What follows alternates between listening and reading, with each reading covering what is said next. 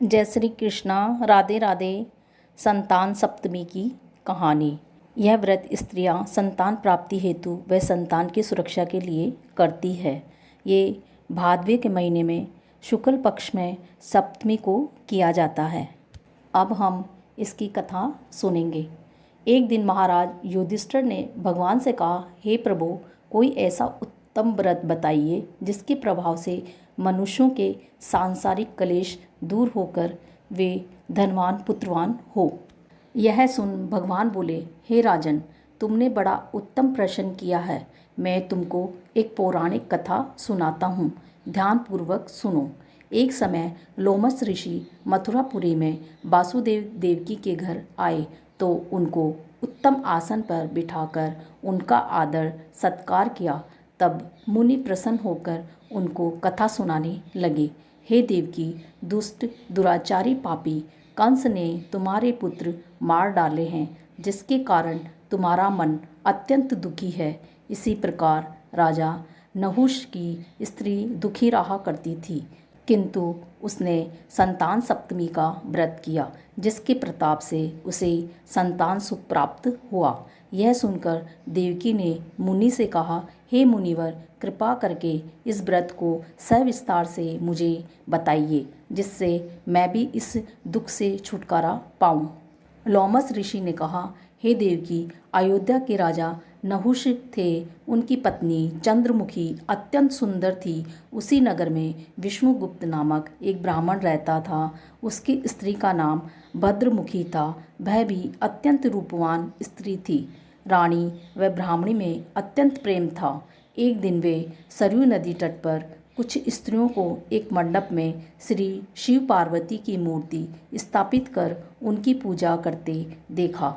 रानी व ब्राह्मणी ने यह देखकर उन स्त्रियों से पूछा, बहनों, तुम यह किस देवता का पूजन व्रत कर रही हो? यह सुनकर स्त्रियों ने कहा कि हम संतान सप्तमी का व्रत कर रही हैं। यह सुनकर रानी व ब्राह्मणी ने भी व्रत के करने का मन ही मन संकल्प लिया और घर लौट आई। ब्राह्मणी भद्रमुखी तो इस व्रत को नियम पूर्वक करती रही, किंतु रानी चंद्रमुखी राजमत के कारण कभी इस व्रत को करती, कभी भूल जाती। कुछ समय बाद ये दोनों मर गई। दूसरे जन्म में रानी ने बंदरिया और ब्राह्मणी ने मुर्गी की योनि पाई, परंतु ब्राह्मणी मुर्गी की योनि में भी कुछ नहीं भूली और भगवान शिव पार्वती का ध्यान करती रही। उधर बंदरिया की योनि में रानी सब भूल गई थी। कुछ समय बाद इन दोनों ने यह देह भी त्याग दी। तीसरा जन्म मनुष्य योनि में हुआ। ब्राह्मणी ने तो एक ब्राह्मण के यहाँ कन्या रूप में जन्म लिया और रानी फिर से एक राजा की रानी बन गई। उस ब्राह्मण कन्या का नाम भूषण देवी रखा गया तथा विवाह योग्य होने पर उसका विवाह अग्निभोज नामक ब्राह्मण से कर दिया गया। भूषण देवी के अति सुशील स्वभाव वाले 8 पुत्र पैदा हुए। यह सब शिवजी के व्रत का फल था। दूसरी ओर शिवजी की पूजा से विमुख निसंतान रानी दुखी रहने लगी। रानी व ब्राह्मणी में जो प्रेम पूर्व जन्म में था वह अभी भी बना हुआ था। रानी जब वृद्ध अवस्था को प्राप्त होने लगी तब उसके गूंगा, बहरा व बुद्धिहीन अल्प आयु वाला एक पुत्र हुआ। वह 9 वर्ष की आयु में ही संसार को छोड़कर चला गया। अब तो रानी पुत्र शोक में बहुत दुखी हो व्याकुल रहने लगी।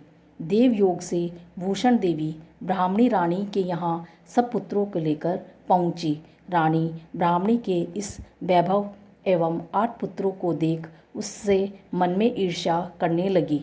उस ब्राह्मणी ने रानी का दुख दूर करने के लिए अपने 8 पुत्र रानी के पास छोड़ दिए। रानी ने पापवश उन ब्राह्मण पुत्रों को लड्डू में जहर मिलाकर खिला दिया, परंतु भगवान शिव की कृपा से एक भी नहीं मरा। जब भूषण देवी भगवान की पूजा सेवा से निवृत्त होकर वहाँ आई तो रानी ने उससे कहा, मैंने तेरे पुत्रों को मारने के लिए लड्डू में विष मिलाकर खिला दिया, परंतु इसमें से एक भी नहीं मरा। तूने ऐसा कौन सा दान पुण्य व्रत किया है जिसके कारण तेरे पुत्र भी नहीं मरे और तू नित्य सुख भोग रही है? इसका भेद मुझे निष्कपट कह, मैं तेरी बड़ी ऋणी रहूँगी। रानी के ऐसे वचन सुन ब्राह्मणी ने रानी को तीनों जन्म का हाल सुनाया। शिव कृपा और व्रत के प्रभाव से मैं भगवत स्मरण को इस जन्म में भी नहीं भूली और व्रत को नियम पूर्वक करती हूँ, और तुम अपने इस संकल्प को इस जन्म में भी भूल गई। मैं समझती हूँ कि तुम्हारे ऊपर यह जो भारी संकट है उसका एकमात्र यही कारण है, इसलिए मैं कहती हूँ आप अब भी इस संतान सप्तमी के व्रत को करो, जिससे तुम्हारा यह संकट दूर हो जावे। लोमस ऋषि बोले, हे देवकी, इतना सुन रानी ब्राह्मणी के चरणों में पड़कर क्षमा याचना करने लगी और शिव पार्वती की अपार महिमा के गीत गाने लगी।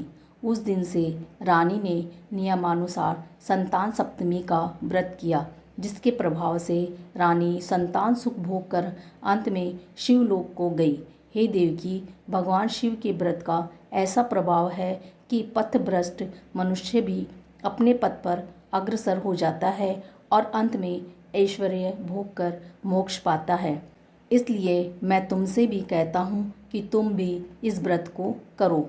इस व्रत को करने का अपने मन में दृढ़ संकल्प करो तो तुमको भी संतान सुख प्राप्त होगा।